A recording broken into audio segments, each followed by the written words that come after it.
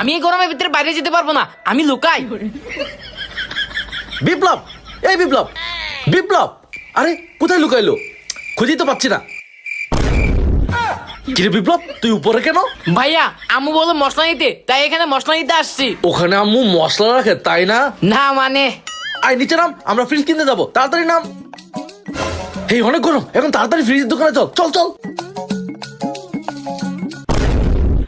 আরে দোকান তো বন্ধ। ভাইয়া এত রোদ, এই গরমের মধ্যে কি দোকান খোলা থাকবো? ভাইয়া যে গরম পড়ছে মনে হয় ফ্রিজ আলা একটা হার্ট অ্যাটাক করছে। দূর হালা, হার্ট অ্যাটাক করলে তো খবরই পাইতাম। এই তোরা চুপ করতো, আমরা এখানে অপেক্ষা করি, ফ্রিজ আলা একটা আসবোই, আয় অপেক্ষা করি।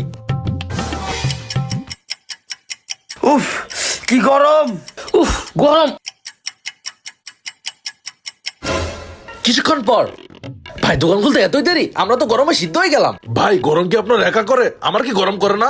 কথা বাদ দেন, আমার দোকানে ভালো ভালো ফ্রিজ আছে, যান ভিতরে গিয়ে দেখেন। আরে সত্যি তো, ফ্রিজগুলো তো সেই সেই।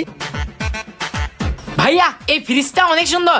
বাংলা বাজারে ফ্রিজের দোকানে এত সুন্দর সুন্দর ফ্রিজ, কোনটা ছেড়ে কোনটা নেবো বুঝতেই পারছি না। আচ্ছা পছন্দ করে নিবো একটা, আগে এটা বন্ধ করি। আরে বন্ধ হচ্ছে না কেন? আরে লাগছে না কেন? আরে লাগছে না কেন? আরে এইখানে আমি তো।